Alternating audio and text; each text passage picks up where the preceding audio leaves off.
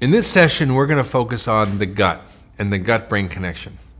Over the years, I've seen emotional, psychiatric, and behavioral symptoms triggered by problems in the gut. In fact, many experts are now calling our gut the second brain.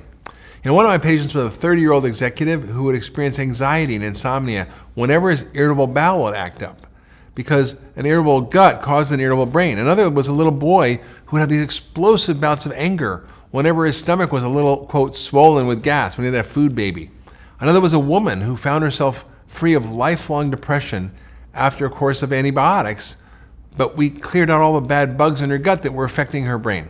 Now, when psychiatric symptoms are, quote, coincidentally cleared up with antibiotics, that gets my attention. How could this happen?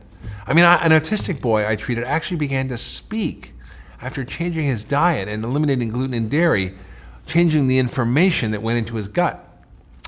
Now, mischief in the gut causes disturbance in the brain. Fix the gut, and mood, behavior, and cognition all get better. Many different factors affect the gut and the brain, including the following: unfriendly bacteria in the gut and other bugs like yeast that produce brain toxins. Fermentation of starches from your diet that produce gas and toxic levels of ammonia, because your gut bacteria just ferment the sugar and the starch. Odd and partially digested food proteins that interfere with normally digested operations. In fact, gluten and dairy are the biggest ones, and they can create morphine-like compounds that cause addiction in the brain.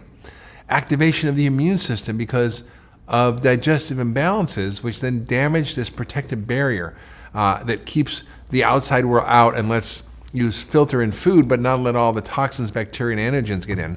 And that's called a leaky gut. So we don't want the outside world to leak in through our gut, which then creates inflammation. Your gut is talking to your brain. And when bad bacteria are involved, the communication not so good. So bottom line, bad bacteria in our gut, they start a cascade of immune and neurologic events that stops our brain from doing what it was designed to do and creates poor connections and communication all around your brain. So when your gut's a mess, it sends all kinds of bad signals to your brain, and this can lead to all the conditions we talked about above. Everything that affects your memory, your mood, your behavior, your attention, all are damaged by changes in your gut. So what leads to a damaged gut and in turn a damaged brain? Well, number one, it's our SAD diet. That stands for Standard American Diet. Processed food, food-like substances, lack of fruits and vegetables, lack of whole foods. Number two, food allergies or sensitivities. Number three, nutritional deficiencies. And number four, prescription medications. And number five, stress. All these things have negative effects on our gut and our brains. Now, all these things can create imbalances in your gut. They can change the ecosystem in there that leads to things like bacterial overgrowth and yeast overgrowth and bad bugs growing where they shouldn't be. When you eat starchy food, like bread and cereal and pasta and rice or sugary foods, which are staples in America and increasingly the rest of the world, the bacteria in your gut, they ferment the sugars in the food. It's like the way apple cider blows up in a plastic container when the cider goes bad. The fermentation process emits gas and everything expands. And that's why you get bloating right after meals, or what some of my patients call a food baby. This is such a common symptom of what we call SIBO, or bacterial overgrowth in the small intestine. Also, yeast can get out of hand.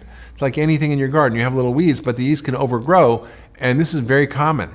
It's like a garden where the weeds just take over. Yeast overgrowth happens because people take a lot of antibiotics, or they take steroid medications, or birth control pills, or acid blocking drugs. All these can cause overgrowth of yeast. It also occurs if you eat a lot of sugar, or drink alcohol, or if you're type 2 diabetic. All these things tend to cause overgrowth of yeast because yeast loves sugar. The key to fixing these problems is to reboot your gut by getting rid of the bad stuff and putting in the good stuff. To fix your gut, I highly recommend working with a functional medicine doctor who can address the root cause of your gut dysfunction. But there are some steps you can take today on your own. First, eat whole, unprocessed, unrefined foods. One of the best ways to maintain gut health involves cutting out the sugar and refined starches and carbs and jacking up the gut-supporting fiber. Make 75% of your plate be veggies and plant-based foods. Your gut bugs really love these high-fiber plant foods. Next, supplement smartly. Beyond the numerous benefits including reducing inflammation. Studies are finding that omega-3 fats can support healthy gut flora.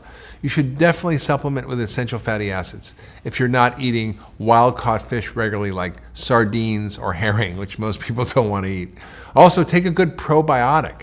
This helps fertilize the good bugs in the gut. This helps reduce gut inflammation while cultivating the health and the growth of good bacteria. Also, focus on fiber-rich foods. Fiber-rich foods provide prebiotics, which are the food for the healthy bacteria.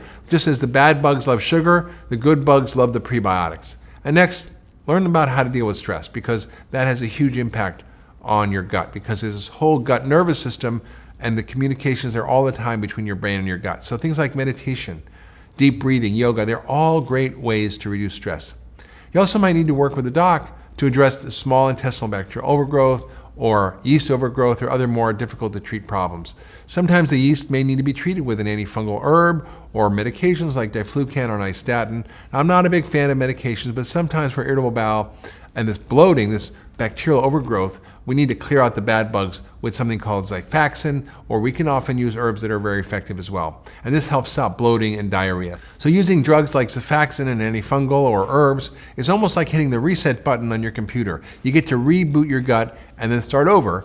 And I like to use herbs for cleaning out bad bacteria yeast. I also use antifungal herbs, things like oregano, caprylic acid. If you suspect you have these issues, I encourage you to work with a functional medicine doc to get the right tests and the right treatments. So I hope you're getting a better understanding of how we can heal our brains by healing our bodies. In the next session, we're going to talk about the importance of boosting your detoxification systems to treat your brain. I'll see you there.